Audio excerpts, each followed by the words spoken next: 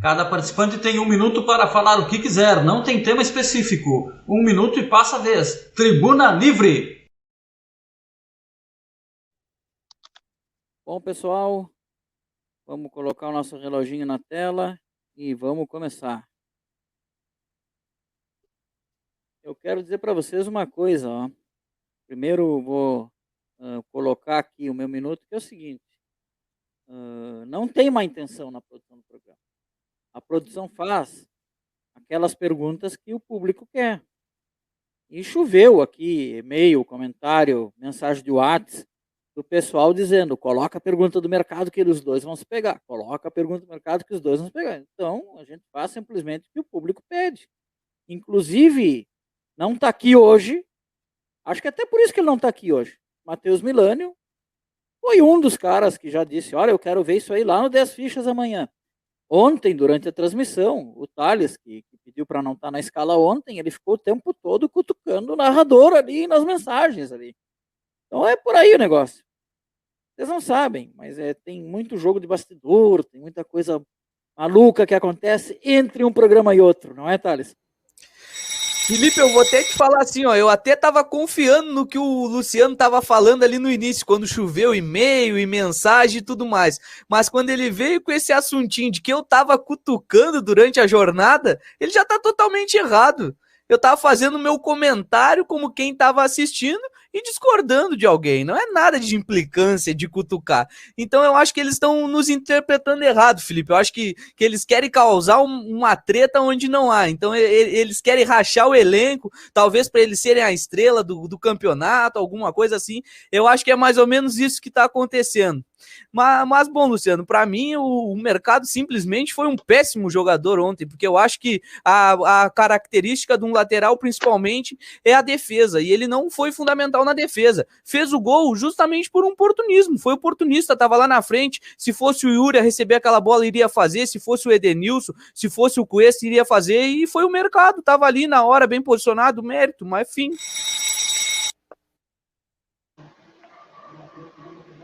Sou eu agora?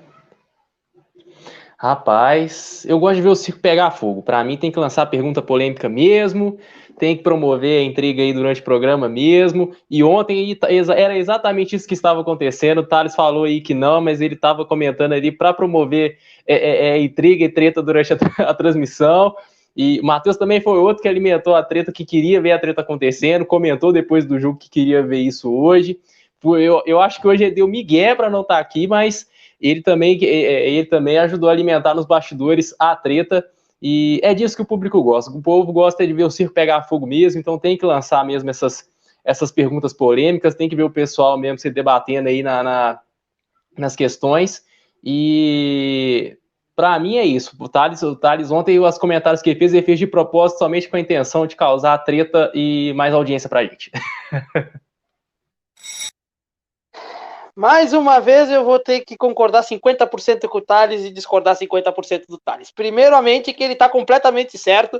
A edição, o editor está afim de buscar encrenca, ele está afim de derrubar, de nos derrubar, Thales. Eles querem nos derrubar e eles não sabem como. Eles sabem que a gente dá audiência e eles não conseguem e eles querem nos derrubar.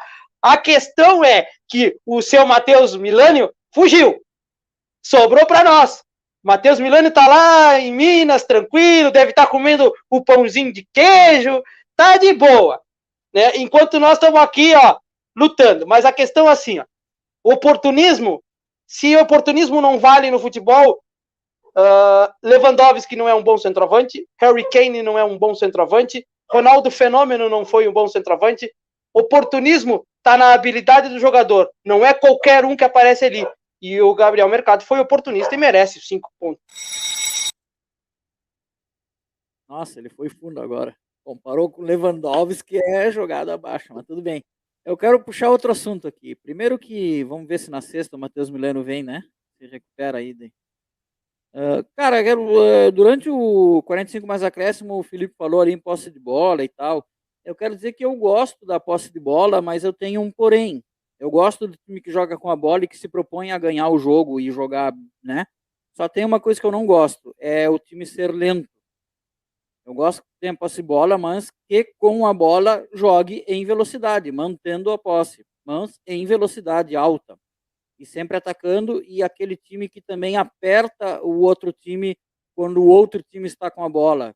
Eu não gosto do time que tem a posse de bola, mas só joga quando a bola está com ele. Quando a bola não está com ele, ele também não marca pressão, entendeu? Eu gosto da posse de bola, mas com esses dois detalhes, marcando em cima e sendo veloz. Ô Felipe, agora vai acontecer uma coisa, tá? Agora eu vou me sacrificar pelo elenco. Eu vou começar a concordar com as coisas que tu fala só pra acabar com essa treta. Até onde eu aguentar, eu vou seguir confirmando o que tu tá falando. Claro, tu não vai me falar que o Moisés é seleção brasileira, que aí eu vou ter que discordar, né? Mas agora eu vou começar a concordar tudo que tu fala e eu vou acabar com essa intriga. O Matheus é bem isso aí que tu falou. Tá lá agora vendo o Atlético Mineiro perder até o momento pro Fluminense. Podia estar aqui que nem o Douglas, que tá sofrendo ali com uma bola que o Hulk meteu na trave agora há pouco. E não, resolveu botar uma pilha. Ele é aquele guri que quando era no colégio ele dizia assim, vai deixar assim? Bah, falou da mãe. Ele é isso aí. E Felipe, vou discordar de novo. Até o momento, Lewandowski, Ronaldo Fenômeno, são centroavantes. Centroavantes é um que vive de oportunismo, não um lateral direito que tem que defender. Lateral tem que defender e ir no fundo fazer cruzamento.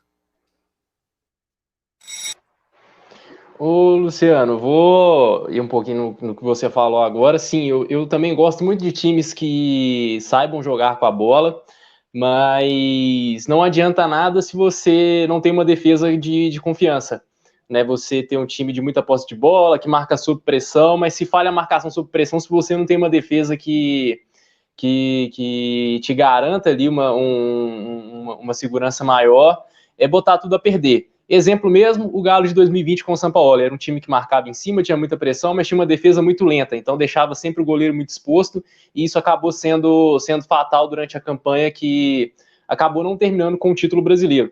Então, assim, é legal, gosto, por exemplo, do estilo do Fernando Diniz, né, o que eles chamam de dinizismo, mas se você não trabalha a defesa igual o Fernando Diniz não trabalha muitas vezes, você acaba se queimando em todos os seus trabalhos. Eu vou concordar com o Luciano. Eu também gosto desse mesmo estilo de jogo que fala do Luciano, posse de bola, um time que pressiona o adversário, que ele sempre busca jogar ofensivamente. Isso me agrada muito. E eu vejo isso no Diniz. O Diniz, o Santos, o jogo de ontem jogou muito assim em cima do Internacional. Teve momentos que eu achei que o Santos ia acabar deixando empatar, como acabou deixando, jogando melhor. Claro, no segundo tempo a equipe do Internacional ela conseguiu dominar a equipe do Santos, mas boa parte do jogo o Santos também, no primeiro tempo, conseguiu dominar o Internacional, e ganhando o jogo ele estava em cima, buscando sempre o gol. É muito como o Douglas falou, o time precisa de uma defesa boa, e o Wagner e o Luiz Felipe foram muito bem na defesa do Santos ontem. E Thales, eu tô tentando fugir de ti um pouco, mas tá deixando meio difícil. Não tá.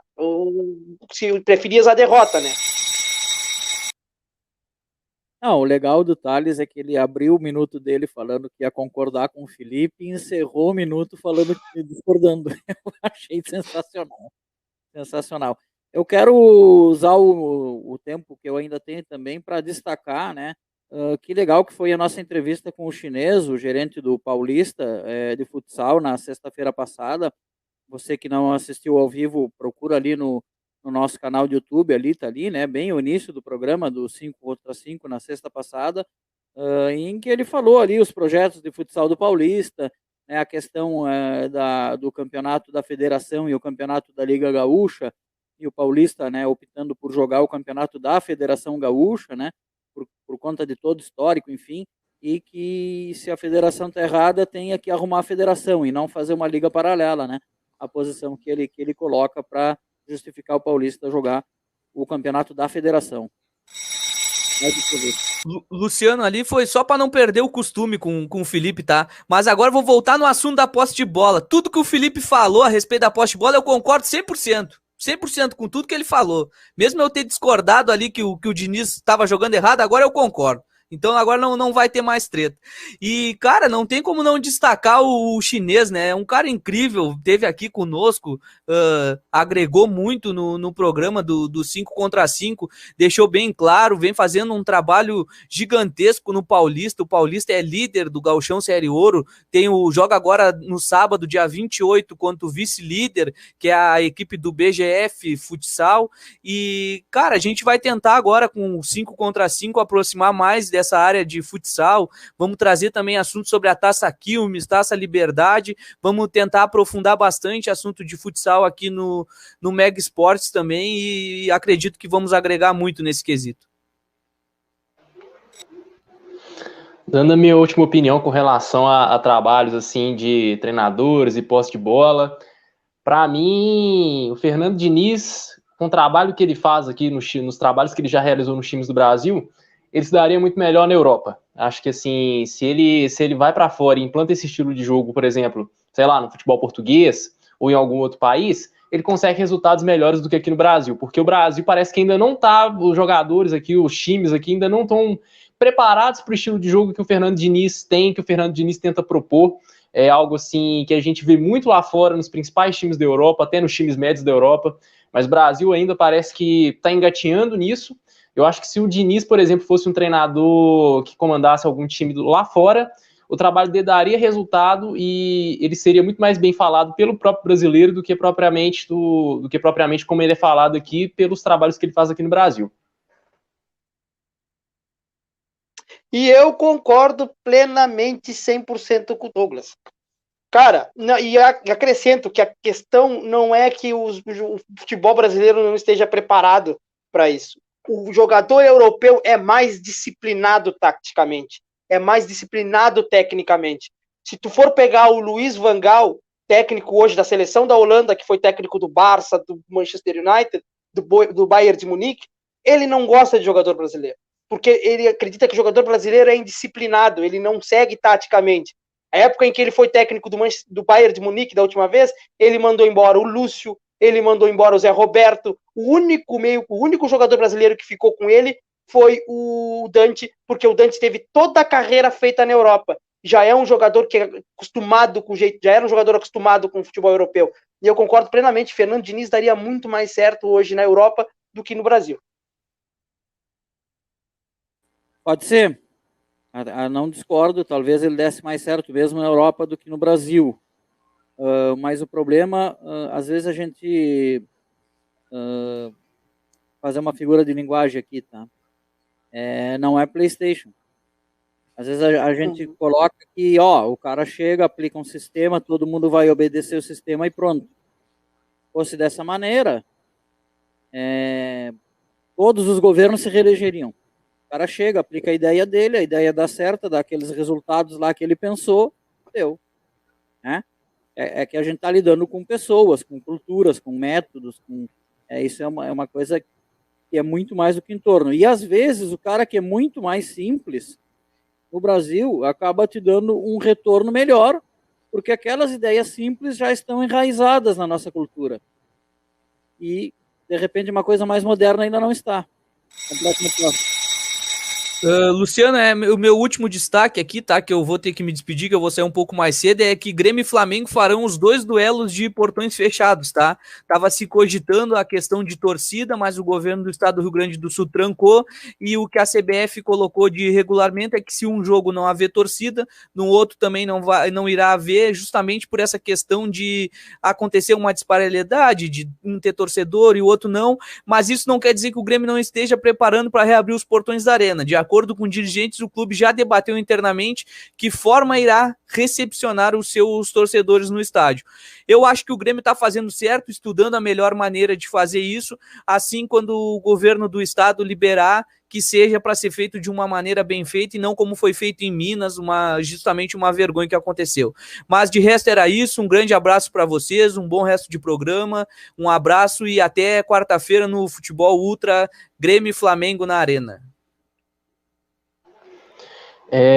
Eu concordo com o Thales, acho que assim, o que aconteceu aqui em Minas Gerais foi algo muito mal feito, né? Até a prefeitura, o prefeito de BH hoje ele deu uma entrevista falando muito disso, né, que houveram muitas falhas aí no que aconteceu, e penso o seguinte, eu acho que para liberar público teria que esperar todos os times todas as cidades onde os times estão terem condições ideais, para você fazer algo justo, né, porque senão fica muito desproporcional a coisa, né, e assim, para que haja uma igualdade entre todos os times, seria ideal todos voltarem juntos, para não acontecer o que aconteceu, por exemplo, na Série B, a bizarrice que foi um time como o Cruzeiro, que tinha a punição de 5 partidas sem jogar, ser o primeiro time a receber público. Isso é uma coisa que foi muito errada na Série B. Eu concordo com você, contigo e com o Thales. Eu acho que a gente tem que se preparar bem para liberar o público no estádio. Eu acho que principalmente tem que liberar todos os clubes da Série A que estão disputando o campeonato, porque eu acho que fica, como eu posso dizer, disparelho ou imparcial alguns clubes terem essa possibilidade e outros não. Até porque, a partir do momento que libera a torcida, entra a renda, e o outro clube não vai ter a renda porque não pode botar os jogadores, a torcida no estádio. Então, eu acho que tem que haver um estudo e voltar todos juntos. Não adianta voltar um ou dois. Luciano, questão do Fernando Diniz, eu ainda acredito que é questão de jogadores. Aí, o Brasil não tem jogadores para esse estilo de jogo, não tem esses jogadores suficientes para que entendam método de jogo. Então, por isso que o Fernando Diniz ainda tem muito trabalho a fazer. Não, eu até concordo contigo, só que eu não sei se são os jogadores em si e se sim é a cultura, porque como que, né, grande parte dos jogadores sai daqui, daí lá em outro país eles conseguem se adaptar, e aí aqui não, e aí é a mesma pessoa, entendeu? Não, é uma questão de cultura de futebol. A gente, por exemplo, a gente não preza aqui coisas que na Europa eles prezam. Estilos diferentes, eu tô falando. Eu me lembro muito, Felipe, do Fábio Rockenbach quando voltou pro Grêmio, tá? O Fábio, eu me lembro que eu vi uma entrevista dele em que ele disse que ele levou algum tempo para se readaptar ao futebol brasileiro. Por quê? Porque lá quem carrega a bola é tido por ruim. E aqui quem toca muito rápido e não carrega é tido por ruim. É isso que eu tô falando, é muito mais do que simplesmente a pessoa dos jogadores, e sim uma cultura de futebol, e a daqui é diferente da de lá. E eu acho que as duas podem dar certo, entendeu? Eu penso que essa questão, assim, vai muito talvez, do trabalho que vem desde a base. Talvez quando isso passar a ser desenvolvido desde a base até o profissional, os jogadores vão chegar mais prontos para conseguirem assimilar essas novas ideias, né? Assim, eu acho que isso vai muito também dos treinadores, né? Hoje, por exemplo, você tem brasileiro, você tem o Fernando Diniz que faz esse trabalho um pouco mais diferente, mas toda vez que vem um treinador estrangeiro, e a gente pode pegar 3 exemplos recentes, Kudê, Sampaoli e agora o Vojvoda no Fortaleza, são treinadores que trazem esse estilo de jogo e conseguem passar para as equipes que eles comandam esse estilo de jogo. O time consegue assimilar bem. Então, assim, eu acho que falta essa questão disso ser trabalhado desde a base, mas falta também os treinadores brasileiros conseguirem ter esse repertório, ter essas novas ideias para conseguir desenvolver aqui no Brasil. Eu acho que, assim, a partir do momento que tem essas duas coisas, a coisa que, taticamente, no Brasil pode começar a caminhar melhor. Luciano, eu não acredito que seja cultural, porque há um tempo atrás, na final do Mundial de Clubes, o Barcelona ganhou 5-0 do Santos, e um repórter brasileiro perguntou para o Guardiola da onde vinha 4-0, obrigado, Douglas. Da onde vinha essa qualidade toda do jeito de jogar do Barcelona, e ele respondeu, de vocês. Eu aprendi e eu vi a seleção de 70 jogar. A questão é jogadores. A seleção de 70 do Brasil era muito forte. Era uma seleção que tinha grandes jogadores, Falcão, Sócrates, e aí Zico, e aí vai. Jogadores que jogavam no Brasil. Hoje a gente não tem esse nível de jogador jogando no Brasil. A gente tem um nível mais abaixo jogando no Brasil. Se a gente tem um jogador dessa qualidade toda, ele tá na Europa. Entende? Então os treinadores brasileiros não têm matéria-prima para trabalhar. Ou eles trabalham com um garoto da base que está recém querendo se formar, ou eles jogam com jogadores velhos, onde ele precisa ser efetivo, precisa que ganhe, se não cai. Não, duas coisas. Uma é óbvia que a qualidade de jogador que se tinha tempo atrás não se tem. As gerações depois de 2002 6, talvez, não, 6 ainda era a geração 2002, basicamente, são bem mais fracas, claro que sim, basta ver, é só fazer o exercício contrário. Caras que ficaram fora da Copa naquelas épocas que jogariam hoje com o pé nas costas. Vários. Alex Cabeção, por exemplo, né? Não foi para a Copa. Se ele jogasse hoje em dia, seria titular e capitão da seleção brasileira. Não, isso sim. Eu estou dizendo que nós mesmos, entendeu? Até o público, entendeu? O Felipe, em 2014 eu fui a quase todos os jogos do Grêmio no segundo semestre, na Arena, tá? Na torcida do Grêmio tem um cara que leva um cartaz que diz não ao futebol moderno. E diz isso no cartaz. Então é cultural. Não é só do jogador e do técnico. Bom, acho que vai também uma questão um pouquinho de cultura também, né? O torcedor brasileiro ele ainda não consegue assimilar esse novo estilo de futebol ainda direito. Eu falo assim, exemplarmente, na realidade que eu vivo na torcida do Galo, ano passado mesmo com o trabalho de Sampaoli, tinha torcedor que era contra e não gostava desse estilo de jogo, tanto que assim, quando o Cuca voltou, parte da torcida idolatrou a volta dele muito por causa disso, né? Porque achava que esse estilo de jogo que o Galo tinha era ruim, quando na verdade foi o que trouxe uma revolução para o futebol do time, né? Que está colhendo os frutos agora esse ano aí, na expectativa aí. E com relação a jogadores, geração, se o Brasil ganha a Copa do Mundo de 2022, o discurso muda na hora, porque a geração de 2002 também era tida como ruim, por boa parte da torcida, mas bastou ganhar a Copa que a chave virou. Eu vejo isso tudo aí, cada um de vocês está dando a opinião, eu acho saudável a gente discutir, mas ainda acredito que é só o torcedor. A gente tinha um torcedor do Grêmio em 2014 que estava na arquibancada que não ao futebol moderno. A partir de 2016, 2017, a gente tá, por favor, o futebol moderno, porque o time do Roger jogava com posse de bola, o time do Renato jogou bastante tempo com posse de bola e tirando em cima, o Renato caiu do Grêmio, não aguentou, porque faltou matéria-prima. O Grêmio não tinha mais jogadores do nível de Arthur, o Grêmio não tinha mais jogador a nível do Maicon, o Grêmio não tinha jogador, até hoje sofre com um meio armador que não consegue achar pro lugar do Douglas. Então, assim, eu acho que é muito mais questão de matéria-prima do que a gente ter os nossos treinadores e nossa cultura. A gente precisa reciclar, e é como disse o Douglas, se começa lá da base, parar de pensar que tem que ganhar na base e trabalhar o jogador. E o Thales mandou uma mensagem para avisar que concorda com o Felipe. Então, agora, pelo jeito, eles estão formando uma frente anti-Matheus. Comigo não, acho que é só contra o Matheus mesmo. Vamos seguir esse debate depois, mas eu quero, no último aqui, essa última rodada, né? Dizer que para mim as semifinais da Copa do Brasil vão ser Atlético Paranaense e Grêmio, Fortaleza e Atlético Mineiro. O Grêmio vai surpreender o Brasil e vai passar pelo Flamengo. E já vou dizer mais, vai ser 1-0 aqui e um empate no Maracanã. E o empate vai ser sofrido, vai ser o Flamengo botando bola na trave, quem sabe até com o Chapecó pegando um pênalti para delírio do Luiz Felipe. Né? E o Thales está dizendo para não fugir. Tu e o Matheus estão por trás disso.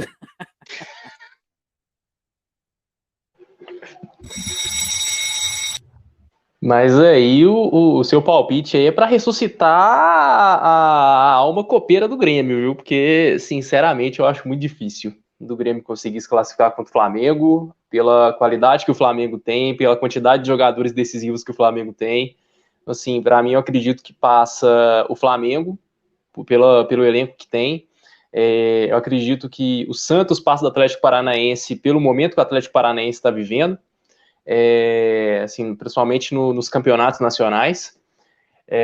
Galo e Fluminense, eu vou ser muito clubista, vou falar que o Galo vai passar.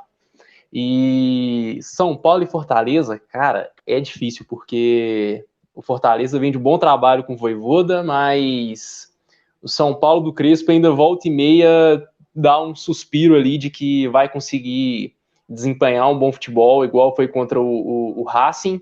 E só para encerrar, gol do Galo agora, o jogo está empatado 1-1.